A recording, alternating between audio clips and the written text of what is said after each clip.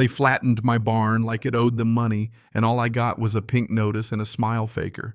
Then the grass on Vivian Sterling's luxury lakefront. Yeah, the self-appointed HOA queen who runs the show around here. I didn't yell, didn't beg, just stared at the creek rolling through my land and started planning. Because when you push a quiet neighbor who knows a thing or two about water and patience, you'd better not expect your little backyard paradise to stay so perfect. Want to guess what happens when a guy with 30 water pumps, a lifetime of stubbornness, and nothing left to lose decides to improve your lake?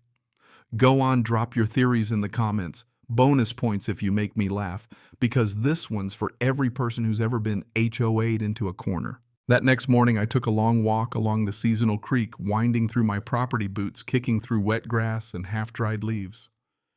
That's when I found it. Vivian's construction crew had dug a shallow channel right into my land, siphoning off water for their precious Lake Sterling. 3 feet wide, clear as day, and running almost 200 yards before the boundary, the creek was mine to manage as I saw fit. The best part, every drop filling her man-made paradise started on my property, and the law was on my side at least, so long as I didn't do anything unneighborly.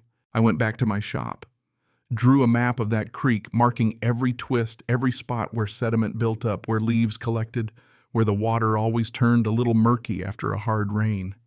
I figured if Vivian wanted a luxury resort, she ought to see what real nature looked like. Leaves, silt, the occasional frog, you name it. That afternoon, scrolling through my phone, I saw her online, standing by the unfinished lake in some blindingly white dress, grinning for the camera, telling the world how Lake Sterling was about to be the jewel of the neighborhood. Underneath a caption, "Goodbye to eyesores, hello to luxury." And then, just to rub salt in the wound, a photo of my old barn, calling it the one thing dragging down our property values. The comments came rolling in heart emojis. Go Vivian.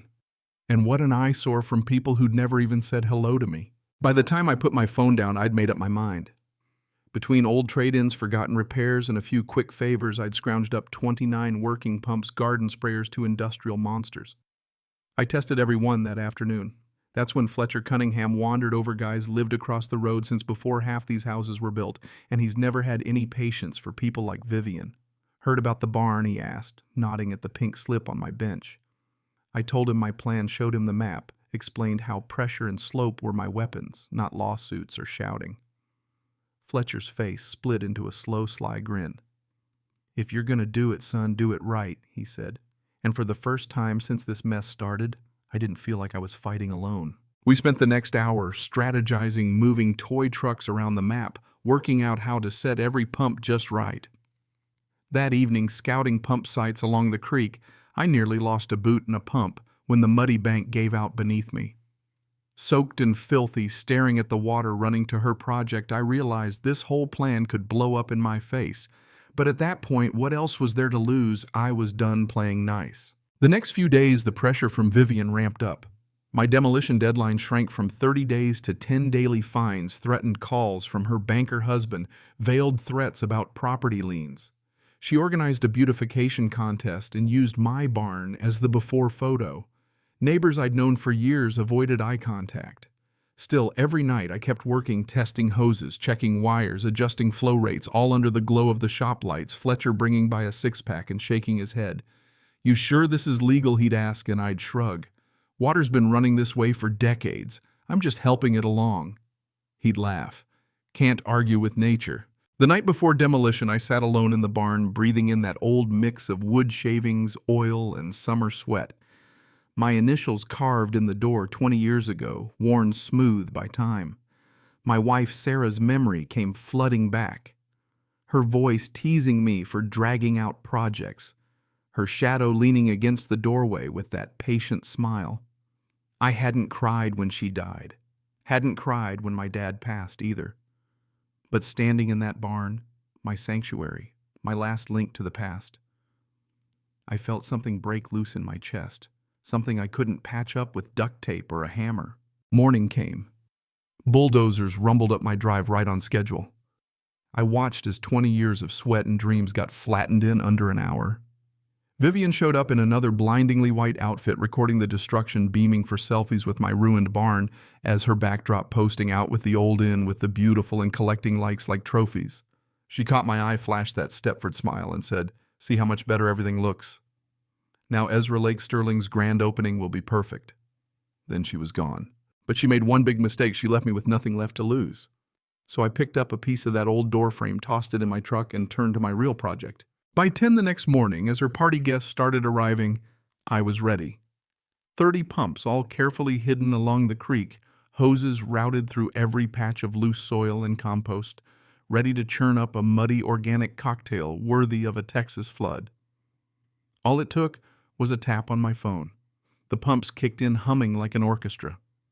The creek started running brown, then chocolate, then deep swirling coffee, all heading right for her lake. Through my binoculars, I watched the chaos. By noon, the water in Lake Sterling was no longer crystal clear. Construction workers circled the lake, talking in urgent tones. At one, Vivian arrived in a white dress, a professional photographer in tow, her guests snapping photos, kids chasing each other until they noticed the water. It was brown, murky, smelled like wet earth and leaves. The kids were the first to point it out. "Mom, why does the lake look like chocolate milk?" And pretty soon half the party was crowded at the shore phones, out muttering and laughing. Vivian did what Vivian always does. She tried to take control. She hiked up her dress and marched straight into the water to prove everything was fine and well. Let's just say she didn't make it more than 3 steps before sinking to her shins in mud, losing a shoe, and falling backward in a splash that got everyone's attention. The crowd howled, phones whipped out, and I swear someone shouted, "Hey, Vivian, when's the mud spa open?" A neighbor of mine, old Bill Morrison, shook his head and said loud enough for half the party to hear, "Maybe we should have left well enough alone." His wife added, "Progress, huh?" And more than a few people nodded. By late afternoon, her perfect grand opening had turned into a circus. Mud-stained kids, ruined dresses, everyone trying to find out who to blame. Guests slipped away, laughing behind their hands, and the photographer quietly packed up his gear. Vivian just stood there, towel wrapped around her white dress, ruined face streaked with mud and makeup, looking at her jewel of the neighborhood like she finally understood what happens when you try to conquer nature and neighbors at the same time. That's when she stormed up my drive, mud trailing behind her. "Ezra," she shouted, "I know you did this. I'm calling the police." I just leaned against my porch, calm as could be. "Vivian, everything I'm doing is legal on my own property. Maybe check if your contractors got the right permits for diverting the creek. If they didn't, well, that's between you and the county, isn't it?" She went pale. Next morning, I woke up to the sight of county officials and environmental inspectors combing the lake, checking permits. Within a week, the verdict was in Vivian's project had broken every water protection law in the book. She was fined, the lake had to be drained, and the dam torn out. The HOA was furious. Fletcher started a petition to remove her, got enough signatures for a vote in a matter of days, and she was outvoted down 3-1. The new HOA president, Fletcher, first order of business, respect your neighbors and don't mess with the creek. With my fines wiped away and some dignity restored, I started rebuilding my barn. Fletcher and a few neighbors who'd once supported the demolition showed up to help. We hung a new sign, "Blackwood Barn Rebuilt 2024. As I hammered in the last nail, Fletcher clapped me on the back and said, "You taught this neighborhood something important." Ezra, sometimes you just have to let nature and common sense do the talking. Standing there, the new barn glowing in the evening sun, I found myself smiling because some things, some memories you just can't bulldoze. They come back stronger. So what about you? If someone tried to tear down what mattered most to you, what would you do? Let me know in the comments and hit that, like if you think Vivian got exactly what was coming to her. In the end, water finds its own level and justice. Well, sometimes you just have to help it flow.